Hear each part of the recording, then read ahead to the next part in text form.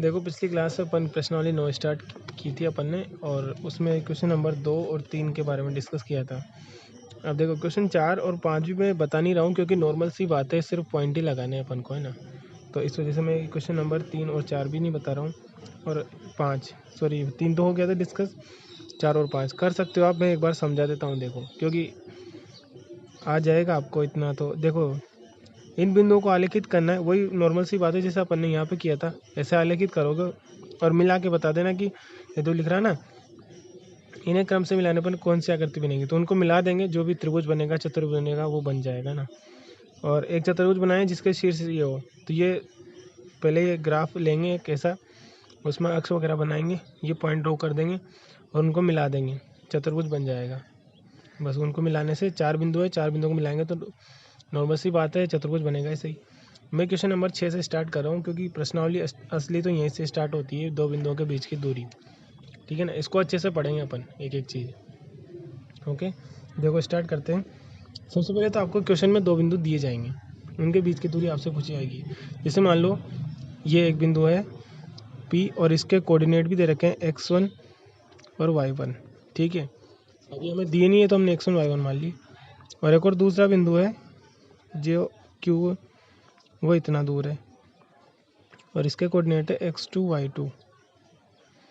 अब इन दोनों बिंदुओं के बीच की दूरी क्या होगी, ये हमसे सवाल में पूछा जाता है। तो हम दूरी सूत्र लगाएंगे यहाँ पे, दूरी सूत्र, यही पढ़ना है हमें। दूरी सूत्र से, दूरी सूत्र क्या कहता है कि d equal to under root लगा दो ऐसे, और बाद वाले दोनों x कोऑर्डिनेटों का भी अंतर, मतलब भुजों, x कोऑर्डिनेट को क्या बोलते हैं, भुज बोलते हैं। भुजों का अंतर का वर्ग प्लस कोटि के अंतर का वर्ग, मतलब अंतर कैसे, x2 में से x1 को कम कर दो, कटा दो और उसका वर्ग कर दो, फिर प्लस कोटियों का अंतर। कोटि क्या है, इसकी कोटि क्या है, बाद वाले की, पहले 2 लेना है, दो में से एक कम करते हैं तो y2 माइनस y1, और इसका वर्ग कर देंगे ऐसे। ये होता है दूरी सूत्र। बस जो भी आपको दो बिंदु दिए जाएंगे उनके बीच की दूरी पूछी जाएगी, तो आप क्या करोगे, पहले वाले बिंदु को x1 y1 मान लो, और दूसरे वाले के जो कोऑर्डिनेट रहेंगे उनको x2 y2 मान लेंगे, और ये दूरी सूत्र लगा देंगे। x2 में से x1 को, चाहो तो आप, ऐसा कोई ज़रूरी नहीं है कि x2 में से x1 कम होगा, आप x1 माइनस x2 भी लिख सकते हो, है ना। लेकिन आपको पता होना चाहिए कि जब माइनस की संख्या होती है तो उसका वर्ग धनात्मक हो जाता है। अब देखो यहाँ ध्यान देने वाली बात ये है कि एक ही चीज़ यहाँ पे ध्यान रखनी है आपको कि ऋणात्मक, है ना। मैं यहाँ पे देशी लिख रहा हूँ बिल्कुल, माइनस वाली, या आप कह सकते हो ऋणात्मक, है ना। ऋणात्मक संख्या दे रहेगी अगर आपको, संख्या का वर्ग धनात्मक होता है भाई। अगर कोई संख्या जैसे -3 है, अगर उसका वर्ग करोगे तो आएगा प्लस का 9। ये चीज़ ध्यान रखनी है आपको, इसमें बार बार वर्क करेंगे। तो इस वजह से ही मैं कह रहा था आपसे कि आप चाहो तो x1 माइनस x2 भी लिख सकते हो, ऐसा कोई ज़रूरी नहीं है।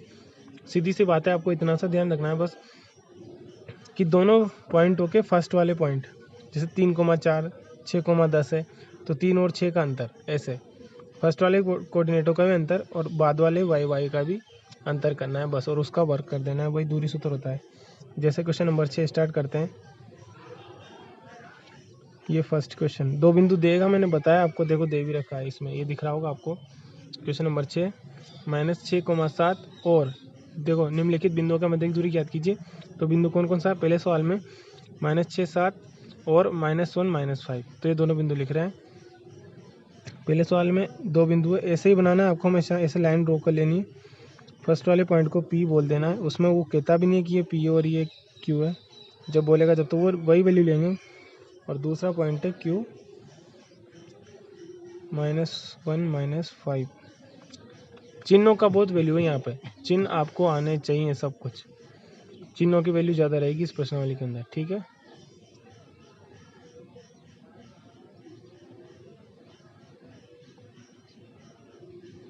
तो देखो अब मैं यहाँ पर सीधा पहले वाले पॉइंट क्या बन जाएंगे मेरे, x1 y1, और दूसरे वाले पॉइंट क्या बन जाएंगे, x2 y2, है ना।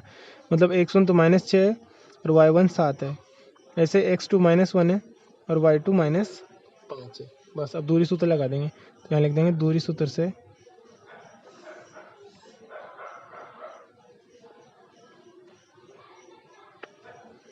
डी डिस्टेंस बराबर दोनों के बीच की दूरी क्या आएगी वो लिख रहे हैं। तो क्या आता है देखो यहाँ पे x2 आता है पहले, है ना। x2 क्या है हमारा -1। तो चाहो तो एक बार सूत्र लगा सकते हैं अपन यहाँ पे, जैसे सूत्र लगा देता हूँ मैं एक बार, तो इस तरीके से y2 माइनस y1 का होल स्क्वायर, तो d बराबर अंडर x2 क्या है -1 है, -1। फिर सूत्र में मान रख रहा हूँ मैं, ये ब्रैकेट आया। देखो मैं इस स्टेप को देख के अगर ये नीचे वाली लिखूंगा ना तो कभी भी गलती नहीं होगी। आप ये ध्यान रखो बस। देखो सबसे पहले डी आया, डी लिख दिया, क्योंकि डी में कुछ चेंज करना ही नहीं है। बराबर आया, बराबर भी ऐसा कैसा ही लिख दिया। फिर रूट आया, रूट भी ऐसा कैसा ही लिख दिया। मानता हूँ मैं सिर्फ x2 x1 और y2 y1 की जगह रखना है ना, तो बाकी चीज़ों को मत छेड़ा करो। देखो जैसे मैंने नहीं छेड़ा, ये ब्रैकेट आया, ब्रैकेट भी लिख दिया। अब x2 आ गया तो x2 की जगह -1 लिख दिया। अब वापस यहीं से चल रहा हूँ, है ना। x2 लिख दिया, फिर उसके बाद क्या आया, माइनस आया, तो माइनस को ऐसा कैसा लिख दिया। फिर क्या है x1 कितना है, -6। अब देखो x1 क्या आया, -6।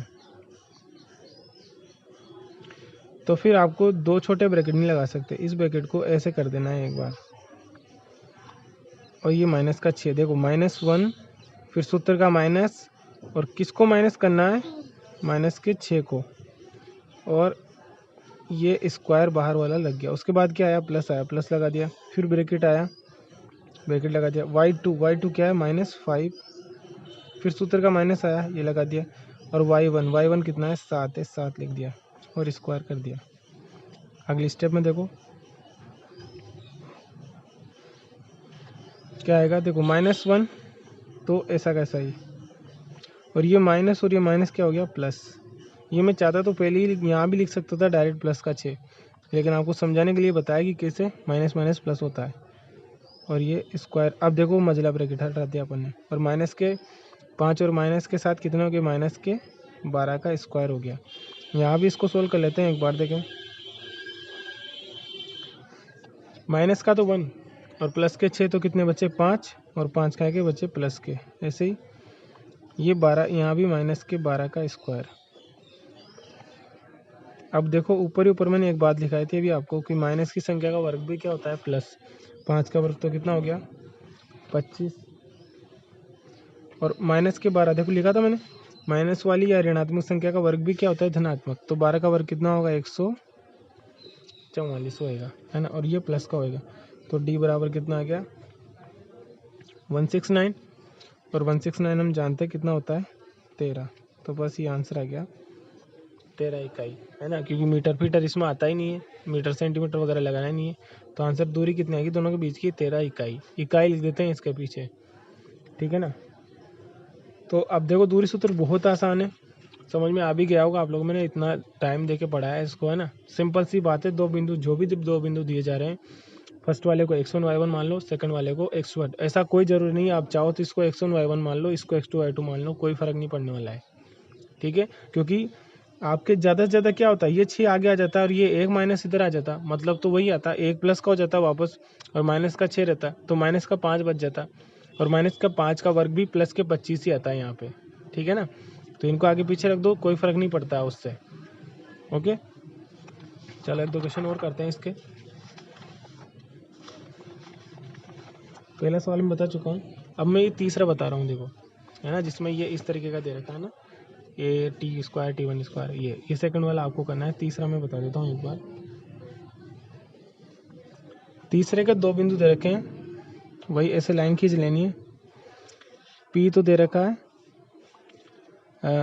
AT1² और 2AT1, ये तो बिंदु है P है, और Q दे रखा है, इसमें 2 कर दो, AT2² और 2AT2, है ना।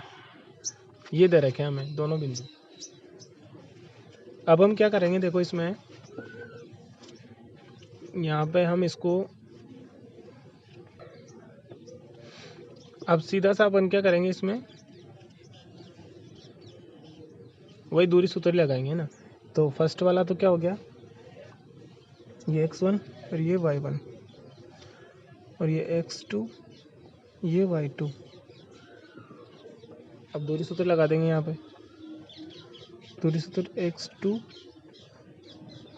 x2 minus x1। x2 में क्या लिखा हुआ है यहाँ पे, ए टी टू स्क्वायर है ना, तो x2 ये हो गया a t two square minus x1 करेंगे, x1 क्या है ए टी वन और स्क्वायर, और इसका पूरे का वर्ग भी आता है। दूसरी सूत्र कहता है ना x2 माइनस x1 का होल स्क्वायर आता है, तो वो लगा दिया अपन ने, ठीक है। अब फिर प्लस लगा दो, फिर क्या आता है y2 क्या है, ये रहा 2a t2, फिर माइनस, और इसमें से y1 घटा दो, और इसका वर्ग आ गया, ठीक है। अब देखो आगे और सोल्व करते हैं इसको। तो देखो इन दोनों में से एक कॉमन आ रहा है, तो दोनों में से एक कॉमन ले रहा हूँ मैं, और जैसे ही एक कॉमन आएगा उसको बाहर निकालेंगे तो ये ऊपर वाला वर्ग उस ए के ऊपर लग जाएगा, मतलब ए स्क्वायर कॉमन आएगा, ठीक है ना। बात को समझो, देखो इस पूरे ब्रैकेट के अंदर से अगर मैं ए को कॉमन लेऊंगा तो वो ए बाहर तो आएगा, लेकिन इस पूरे ब्रैकेट के बाहर स्क्वायर लगा हुआ है ना, तो वो स्क्वायर इस ए पे भी लग जाएगा, और अंदर क्या बचेगा, t2 square minus t1 square, फिर प्लस यहाँ देखो 2a और 2a पूरा ही कॉमन है, और स्क्वायर भी लग रहा है, तो 2 का स्क्वायर तो 4, और a का स्क्वायर a स्क्वायर आ जाएगा, है ना, और t2 माइनस t1 यहाँ बच जाएगा, और स्क्वायर तो होल स्क्वायर है इसी भाई। स्क्वायर आपने इस 2 का a का स्क्वायर तो कर दिया, लेकिन इसका t1 माइनस t2 का स्क्वायर थोड़ी क्या है, तो स्क्वायर रहेगा। ऐसे ही यहाँ पे भी देखो, ये स्क्वायर लगाना भूल गया मैं, यहाँ भी स्क्वायर आएगा, क्योंकि a कॉमन लिया, a का स्क्वायर तो कर दिया, लेकिन इस ब्रैकेट का भी तो ऑलरेडी स्क्वायर लगा हुआ था ये बाहर, ये t2 पे स्क्वायर है, t1 पे स्क्वायर है, लेकिन ये एक और बाहर भी तो है ना स्क्वायर, तो वो लगा दिया अपन, ठीक है। अब क्या करेंगे अपन, देखो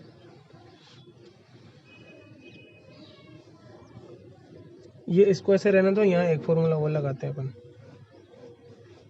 देखो ए स्क्वायर ऐसा कैसे ही, यहाँ मैं वो सूत्र लगा रहा हूँ, ए स्क्वायर माइनस बी स्क्वायर। ए स्क्वायर माइनस बी स्क्वायर क्या कहता है कि एक बार तो दोनों को जोड़ दो और एक बार दोनों को घटा दो।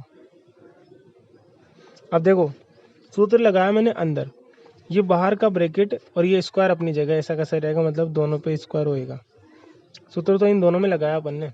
देखो इसको मैं थोड़ा सा ओपन करके समझाता हूँ कैसे हुआ, ये कैसे सोल्व हुआ है ना। एक सेकंड, यहाँ पे रफ में बताता हूँ मैं इस चीज़ को, इस वाले ब्रैकेट को मैंने ऐसा कैसे लिख दिया, देखना। मैं एक बार बड़ा ब्रैकेट लगा रहा हूँ यहाँ पे, और क्या लिखा हुआ है, t2 square minus t1 square का भी स्क्वायर, ठीक है, ये लिखा हुआ है। अब मैंने क्या किया, मैं यहाँ a square minus b square का फॉर्मूला लगा रहा हूँ, और बड़ा ब्रैकेट ऐसा कैसा ही, ये ऐसा कैसा ही अपनी जगह, ठीक है। मैं सूत्र सिर्फ a square minus b square लगा रहा हूँ, और a square minus b square क्या कहता है, एक बार दोनों को जोड़ दो और एक बार दोनों को घटा दो, यही कहता है, ठीक है ना। तो इन दोनों को मैं एक बार जोड़ रहा हूँ, t2 प्लस t1, और गुणा एक बार दोनों को घटा दिया मैंने, t2 माइनस t1। अब देखो ये स्क्वायर तो अपनी जगह ऐसा कैसा ही है ना अभी भी। अब ये स्क्वायर जब इस बड़े ब्रैकेट को हटा देंगे यहाँ से, तो क्या अंतर आएगा कि ये जो है इसके ऊपर भी लग जाएगा, और यही रूल, ये स्क्वायर इसके ऊपर भी लग जाएगा, ठीक है ना। क्योंकि अपन जानते से 2a स्क्वायर है, तो अपन क्या कहते हैं, जब ब्रैकेट हटाओगे तो 2 का भी स्क्वायर 4 हो जाएगा, और a का भी स्क्वायर a स्क्वायर हो जाएगा। तो यही तो ब्रैकेट हटाया तो जो भी गुणा में संख्या है सबका स्क्वायर करो, पहली वाली का भी दूसरी का भी स्क्वायर कर दिया, इस वजह से मैंने ये लिखा था वहाँ पे, ठीक है। अब आगे ये रफ एक तरफ, देखो आगे ये 4a स्क्वायर, और ये तो ऐसा कैसा ही रहने दो, क्योंकि देखो कॉमन दिख रहा है, मैं कॉमन ले लेंगे बस। देखो इस तरह के जो एल्जेब्रिक जो क्वेश्चन आते हैं ना, इनमें प्लस माइनस होता ही नहीं है, आप t2 में से t1 कम थोड़ी कर सकते हो। तो फिर ऐसे सवालों में सिर्फ और सिर्फ कॉमन लेके ही सवाल किए जाते हैं, जोड़ना घटाना चलता ही नहीं है इनमें, क्योंकि t1 में ना तो t2 जुड़ेगा ना ही घटेगा। तो सिर्फ कॉमन लेते जाओ, संख्याओं को जिसको छोटा करते जाओ बस। तो देखो अब कॉमन लेते हैं, क्या क्या कॉमन है, ए स्क्वायर दोनों तरफ है, और ये भी देखो ये पूरा ब्रैकेट दोनों तरफ है आ रहा है, तो ये पूरा ब्रैकेट और ए स्क्वायर कॉमन ले रहा हूँ मैं, एक तो ए स्क्वायर, और ये पूरा ब्रैकेट विद होल स्क्वायर है ना, होल स्क्वायर के साथ ही हमने कॉमन ले लिया इसको, ये अब ये पूरा कॉमन, अब क्या क्या बचेगा वो अंदर लिखेंगे। तो देखो ये एक तो ये प्लस वाला बचा, t2 प्लस t1 का होल स्क्वायर, ये प्लस का बच गया, और इधर से क्या बचेगा, सिर्फ 4, देखो 4 ही तो बचा, ये ए स्क्वायर और ये पूरा तो यहाँ लिख ही दिया हमने, तो सिर्फ 4 बचा, 4 लिख दिया। यहाँ भी ये स्क्वायर और ये माइनस वाला पूरा पद व्यंजक लिख दिया, तो सिर्फ ये बचा। अब देखो ये इसका स्क्वायर तो सोल्व हो रहा है, क्या सोल्व हो रहा है, ए स्क्वायर का रूट सोल्व करोगे तो ए आ जाएगा बाहर, है ना, स्क्वायर से रूट कट गया ए का, तो और इसका भी स्क्वायर से रूट कट गया, मतलब ये भी T2 माइनस T1 हो गया, ठीक है। अब इन दोनों का तो सोल्व नहीं हो रहा क्योंकि तो प्लस में, तो इनको रूट के अंदर ही रहने दो, T2 प्लस T1 का होल स्क्वायर प्लस 4, बस। तो यही हमारा आंसर है, ये दूरी पता कर लिया हमने। आगे कुछ भी सोल्व नहीं हो सकता है, आप चाहो तो इसका होल स्क्वायर ओपन कर सकते हो, लेकिन कोई फ़र्क फ़ायदा नहीं है उससे, है ना।